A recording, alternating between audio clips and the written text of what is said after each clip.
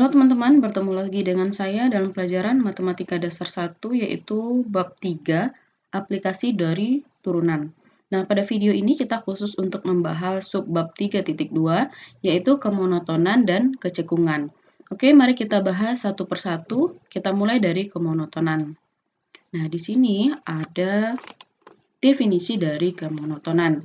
Misalkan fungsi f ya, dia berada pada interval I, di mana interval I itu berada di bilangan real, maka X1 dan X2 itu adalah elemen dari interval I. Nah, kita dapat mengatakan bahwa yang pertama, F itu naik pada interval I jika untuk setiap pasangan X1 dan X2 dalam interval I berlaku. Yang pertama, X1 kecil dari X2, sehingga Fx1 juga kecil dari Fx2. Nah, kalau ini yang berlaku, maka itu disebut sebagai F yang naik.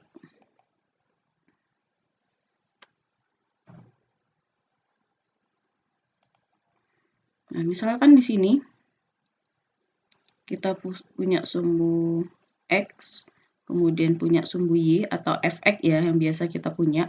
Nah, ini misalkan ada X1, kemudian X2, maka di sini X1-nya lebih kecil dari X2. Kemudian di sini saya punya misalkan ini titiknya, titik yang pertama atau Fx1 ya.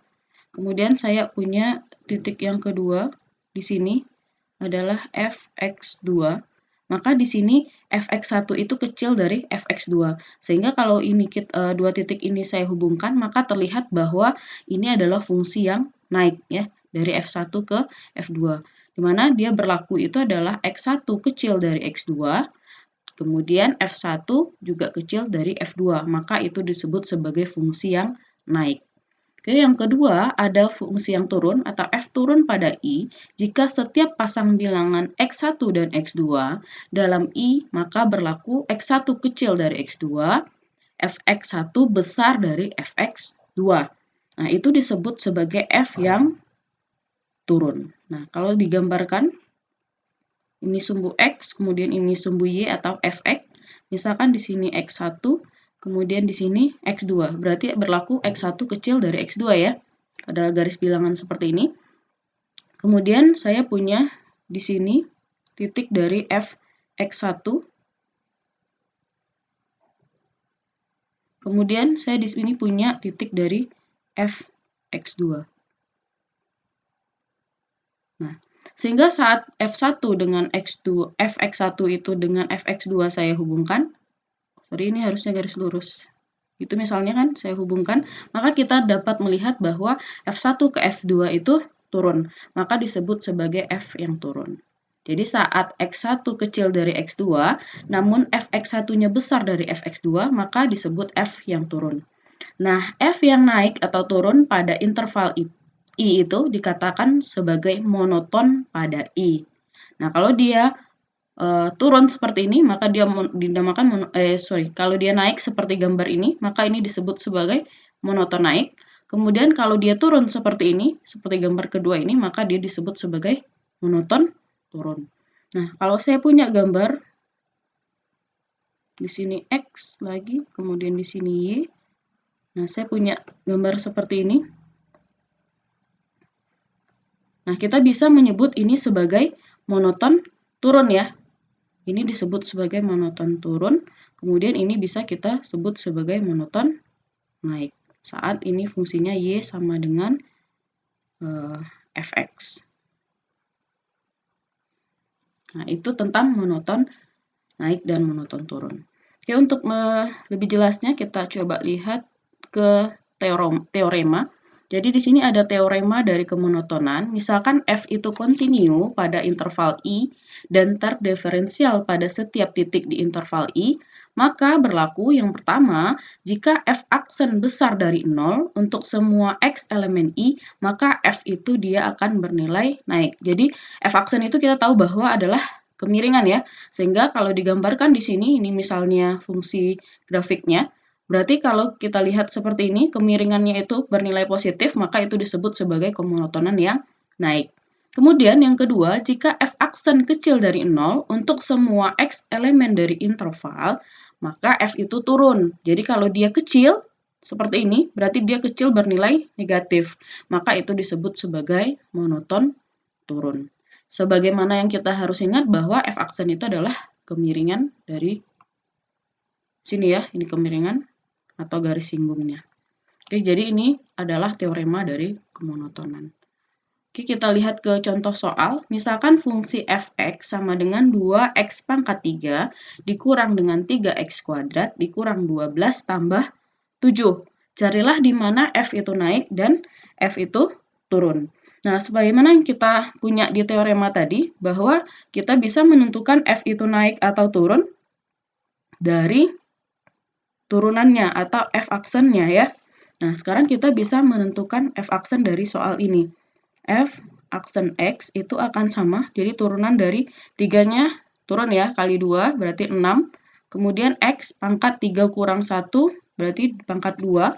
Kemudian dikurang 2 kali 3 ya, berarti 6X. Kemudian X-nya pangkatnya 2 kurang 1 berarti cukup pangkat 1, tidak perlu kita tuliskan pangkatnya. Kemudian ini artinya pangkat 1, 12 kali 1 tetap 12 ya, turunannya berarti X pangkat 0, berarti pangkat 0 itu 1 ya, nggak perlu kita turunkan. Nah, kalau ini kita sederhanakan, misalnya 6-nya kita keluarkan, ini menjadi X kuadrat kurang X kurang 2 ya, sehingga ini akan lebih mudah kita faktorkan. Faktornya berarti di sini adalah faktor dari min 2, yang jika dijumlahkan hasilnya itu min 1 ya, berarti faktor dari min 2 adalah 1 dan 2. Supaya di sininya bernilai negatif, maka di sini negatif, di sini positif. Nah, sekarang bagaimana kita untuk mengecek dia F-nya itu naik atau turun? Berarti kita harus mencek F aksen itu besar dari 0 untuk dia yang naik ya, artinya dia bernilai positif. Kemudian kita bisa mencek F aksen X itu kecil dari 0 atau dia turun. Nah, untuk mencek ini kita bisa menggunakan garis bilangan. Nah, di sini karena faktornya itu otomatis ini adalah X-nya min 1 ya. Di sini X otomatis menjadi min 1. Sorry. Ini langsung saya tuliskan. Ini X-nya adalah min 1 ya. Kemudian yang kedua, X-nya itu adalah 2. Sekarang kita coba ambil titik untuk menentukan di mana nilainya ini. Misalnya kita ambil X sama dengan min 2, kita substitusikan pada Fx, berarti F min 2 ya. Berarti di sini min 2 kuadrat dikali 6. Min 2 kuadrat adalah 4. 4 kali 6 adalah 24. Kemudian di sini 6x ya, 6 kali min 2 berarti adalah 12 kurang 12. Sehingga di sini 24. 24 ini adalah bernilai positif. Jadi saat di sini tadi min 2 kita ambil, maka dia akan bernilai positif. Kemudian saat kita ambil antara min 1 sama 2, bisa kita ambil angkanya 0 ya. Berarti F aksen 0 itu adalah semua ini 0, berarti cuma ini yang bernilai. Berarti min 12, artinya ini bernilai negatif. Maka di sini kita tulis negatif. Kemudian saat X sama dengan 3, F aksen 3, maka kita substitusikan lagi. 6 kali 3 kuadrat, berarti 9 kali 6, 54. Kemudian 6 kali 3, 18 kurang 12. Ini hasilnya 24 ya, berarti ini juga positif. Maka di sini positif. Nah, dari sini kita bisa menentukan dia naik saat dia positif ya, karena dia besar dari 0. Maka ada 3 selang di sini. Yang pertama, dia akan naik saat dia bernilai positif atau dia besar dari 0. Maka selang yang dia naik itu adalah dari sini ya. Berarti dari min tak hingga sampai min 1 ya. Kemudian di sini juga positif, dia juga akan naik saat selangnya itu 2 sampai tak hingga. Kemudian dia akan turun pada saat di selang yang ini ya, berarti dia akan turun di selang min 1,2. Nah, disinilah berarti carilah di mana F naik dan F turun, berarti F naik pada selang min tak hingga sampai 1 dan 2 sampai tak hingga. Kemudian dia akan turun di selang min 1 sampai 2. Nah, ini kalau kita mencari dengan teorema yang tadi. Nah, untuk membuktikannya kita bisa juga mencek ini dengan menggunakan grafiknya. Berarti kita boleh menggambar grafik dari fx sama dengan 2x pangkat 3 kurang 3x kuadrat dikurang 12x ditambah 7. Oke, coba kita gambar grafiknya ya.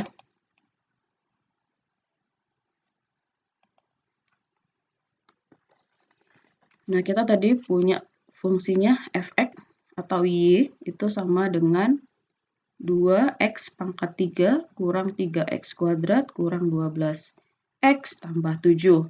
Nah, saat misalnya x-nya 0, maka fx atau y-nya kita itu adalah, berarti ini 0, berarti semua itu adalah 7 ya. Saat x-nya itu 1, maka y atau fx-nya itu, berarti kita substitusikanlah ini semua, kita ganti dengan 1, berarti 2 kali 1 pangkat 3, berarti 2, kemudian 3 kali 1 kuadrat, 3, 12 kali 1, 12, tambah 7. Maka ini hasilnya min 6 ya, 3, ya, min 6. Kemudian saat x2, berarti fx atau y-nya itu adalah 2 pangkat 3 kali 2, berarti 16, kemudian 2 pangkat 2 kali 3, berarti 12, kemudian 2 kali 12, 24 tambah 7, berarti ini min 13. Kemudian saat x sama dengan 3, maka fx-nya adalah 2 kali 3 pangkat 3, berarti 54, kemudian 3 kali 3 pangkat 2, 27, kemudian 3 kali 12, 36, tambah 7. Jadi ini min 2. Kemudian saat x-nya yang negatif kita masukkan lagi, jadi saat x-nya min 1, berarti min 1 pangkat 3 kali 2, min 2, kemudian min 1 kuadrat kali 3, min 3, min 12 kali 1, positif 12, ini 7. Ini 14.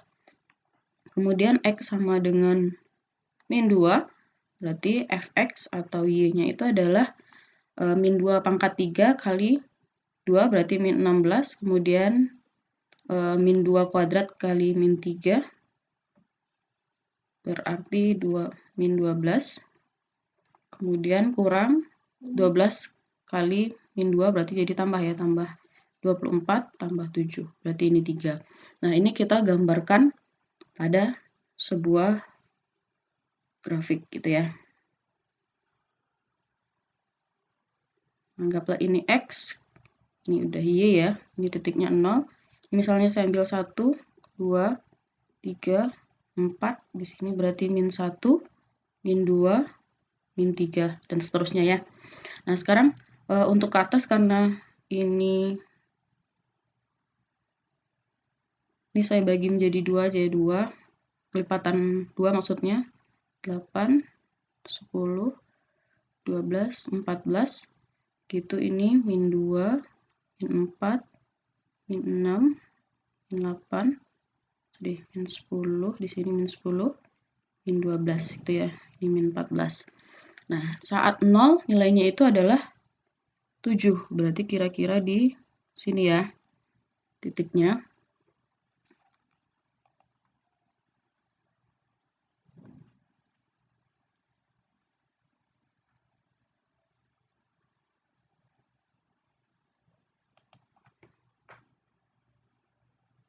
Nah, saat misalnya tadi ini yang min 7, kemudian saat x1 nilainya adalah min 6, maka saat 1 di sini ya, saat 1 nilainya itu min 6, maka di sini titiknya.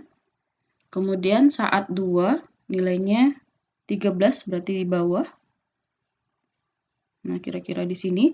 Kemudian saat dia 3 nilainya min 2, maka kira-kira di sini. Kemudian saat nilai x-nya itu negatif, yaitu min 1, nilainya 14, berarti ini sekitar di sini. Kemudian saat x-nya 2, min 2, nilainya itu 3, sekitar di sini. Nah, teman-teman nanti bisa menggambarkan di kertas yang ada kotaknya. Jadi ini bisa kita hubungkan. Berarti yang dari sini kita hubungkan ke atas ya. Kemudian dia melewati 7 tadi. Kemudian dia sampai ke 13. Harusnya ini kurvanya kurva mulus ya. Nah, kurang lebih kita bisa lihat bahwa seperti inilah kurvanya. Jadi dari sini tadi sampai ke atas ini dia akan naik. Kemudian dari sini ke sini dia akan turun. Maka dari sini tadi dia akan naik lagi. Jadi tadi kita sudah nuliskan bahwa dia akan naik pada interval dari min tak hingga sampai min 1 ya. Terbukti di sini dari min tak hingga sampai min 1 ya. Kemudian dia juga akan naik lagi di 2 sampai tak hingga. Nah, di sini dari 2 ya, dari 2 sampai tak hingga. Dia akan naik lagi. Kemudian dia akan turun pada min 1 sampai 2. Jadi dari sini ya, dari min 1, saatnya min 1 sampai 2 dia akan turun. Maka dari grafik ini kita lihat bahwa memang benar yang sudah kita dapatkan menggunakan teorema tadi. Oke, kita lanjut. Kemudian ada namanya kecekungan. Di sini ada definisi, misalkan F terdefinisi di interval I, F dikatakan cekung ke atas jika F aksennya menaik. Jadi seperti ini. Ini disebut sebagai cekung ke atas. Kemudian yang kedua, F dikatakan cekung ke bawah jika F aksennya menurun. Jadi ini disebut sebagai cekung ke bawah. Nah, bagaimana dengan gambar seperti ini? Nah, kalau gambar seperti ini, dari sini ke sini disebut sebagai cekung ke atas, kemudian dari sini ke sini disebut sebagai cekung ke bawah. Oke, kemudian di sini ada teorema tentang kecekungan. Yang pertama, misalkan F terdefinisi 2 kali pada interval terbuka I, maka F double aksen berarti ya, ini artinya turunan kedua, itu bernilai besar dari 0 untuk X elemen I, maka F-nya cekung ke atas. Jadi kalau dia itu turunan keduanya itu besar dari 0, maka F itu akan cekung ke atas. Sementara F double aksen X kecil dari 0 untuk semua X elemen dari interval I itu, maka F akan cekung ke bawah. Atau dengan kata lain, jika F double aksen X itu besar dari 0, kemudian F-nya naik, maka F itu cekung ke atas. Kemudian jika F double aksennya kecil dari 0, maka F aksen turun, jadi F itu cekung ke bawah. Di sini ada note, misalkan F itu kontinu di C, maka titik C, FC disebut sebagai titik belok dari grafik F. Dan F cekung ke atas pada satu sisi dan F akan cekung ke bawah pada satu sisi lain. Seperti yang tadi ya, ada lembah gunung, lembah bukit gitu, maka di sana nanti ada titik belok saat F itu berubah dari naik ke turun. Jadi ini di sini ada contoh soal, misalkan Fx sama dengan 1/3 X pangkat 3 dikurang X kuadrat kurang 3X tambah 4 menaik, menurun, cekung atas, dan cekung bawah. Jadi sekarang kita ditanya kapan dia naik, kapan dia turun, dan kapan dia akan cekung ke atas dan cekung ke bawah. Nah, kita bisa menggunakan teorema yang tadi sudah diketahui ya. Kalau untuk menaik menurun berarti kita bisa menggunakan turunan pertama tadi. Kemudian untuk menentukan dia cekung ke atas atau cekung ke bawah, kita bisa menggunakan teorema kedua, yaitu turunan kedua. Nah, yang pertama kita pakai dulu F aksen X atau turunan pertamanya. Berarti turunan pertama dari sini 1/3 kali 3 adalah 1 ya, 1 kali X, kemudian pangkat ini dikurang, berarti 3 kurang 1, berarti 2. Kemudian di sini pangkatnya diturun, X, berarti 2 kurang 1, 1 ya, nggak perlu dituliskan. Kemudian di sini cukup 3X saja. Nah, saat ini difaktorkan, ini menjadi X tambah 1, kemudian ini X kurang 3 ya, karena kita akan membentuk min 3, sementara saat dijumlahkan dia min 2. Nah, untuk mengecek ini, untuk mengecek dia naik atau turun ya, maka kita harus ingat bahwa f aksen itu besar dari 0, maka dia akan naik. Saat f aksen itu kecil dari 0, dia akan turun. Artinya saat dia positif dia naik, saat negatif dia turun. Nah, untuk memudahkan seperti tadi, kita buat di garis bilangan. Berarti ini X sama dengan min 1 ya, kemudian ini X sama dengan 3. Sekarang kita coba cek saat X itu 0, maka f aksen at itu berapa? Berarti di sini dia akan min 3 ya. Atau berarti ini negatif. Di sini akan bernilai 0 di sini ya. Berarti ini akan bernilai negatif. Kemudian saat f aksen yang kita ambil di sebelah kiri yaitu min 2, maka nilainya akan menjadi min 2 kuadrat, berarti 4 ya. Kemudian 2 kali min 2, jadi tambah 4. Kemudian kurang 3, berarti ini 5. 5 itu positif ya, maka yang di sini positif. Kemudian saat yang di sebelah sini kita ambil berarti 4 lah ya. 4, maka di sini 4 kuadrat, 16. Kemudian 2 kali 4, 8. Kemudian kurang 3. Ini juga 5, berarti ini juga positif. Maka di mana dia naik? Maka yang naik tadi pada interval dari sini ya, yang positif berarti dari min tak hingga sampai min 1.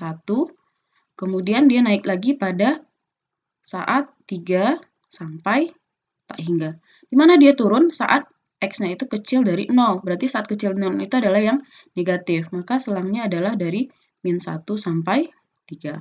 Maka di mana dia naik? Jawabannya adalah di interval min tak hingga sampai 1. Kemudian di interval 3 sampai tak hingga. Di mana dia turun? Di interval min 1 sampai 3. Nah, sekarang kita menentukan dia apakah di manakah dia cekung ke atas atau cekung ke bawah. Berarti kita bisa menggunakan teorema yang kedua tadi, berarti untuk mencari turunan keduanya. Berarti turunan kedua dari X kuadrat ini menjadi 2X kurang 2 ya. Nah, ini bisa kita urai menjadi X kurang 1. Nah, di sini kita dapat bahwa nilai X-nya itu 1. Nah, perlu kita ingat dari teorema tadi, F double aksennya itu saat besar dari 0, maka dia F itu cekung ke atas. Kemudian saat F double aksennya tadi kecil dari 0, maka F itu cekung ke bawah. Nah, sekarang kita coba uji dia menggunakan garis bilangan seperti tadi. Berarti X-nya di sini, angka yang kita uji adalah 1 ya. Nah, berarti saat X sama dengan 0, berarti yang sebelah kiri kita uji, maka F double aksennya itu, F0-nya itu adalah min 2 ya, min 2, berarti itu adalah negatif. Maka di sini negatif, kemudian saat X-nya yang sebelah kanan kita ambil, berarti saat F2 misalnya, berarti F double aksen 2 itu 2 kali 2, 4, kurang 2, berarti 2 ya. Berarti ini akan bernilai positif. Sehingga di sini menjadi positif. Nah, berarti kita bisa menyimpulkan bahwa dia itu naik saat kapan? Dia cekung ke atas saat kapan? Dia cekung ke atas. Berarti saat dia bernilai positif ya, F double X itu besar dari 0. Berarti dari 1 sampai hingga. Seperti ini. Kemudian dia akan cekung ke bawah saat dia kecil dari 0, artinya saat bernilai negatif. Berarti dari min tak hingga sampai 1. Nah, jadi beginilah cara untuk mencari kapan dia naik, kapan dia turun, kapan dia cekung ke atas, dan kapan dia cekung ke bawah. Nah, untuk ini silahkan teman-teman coba sendiri menggambar grafiknya dan melihat dari grafik itu apakah benar dia akan naik, turun, dan cekung ke atas dan cekung ke bawah sesuai dengan interval yang sudah kita dapatkan ini. Oke, silahkan dicoba ya teman-teman. Kemudian di sini ada soal latihan tentang kecekungan dan kemonotonan. Jadi teman-teman silahkan untuk mengerjakan soal ini. Oke, selamat memahami dan selamat bekerja. Terima kasih.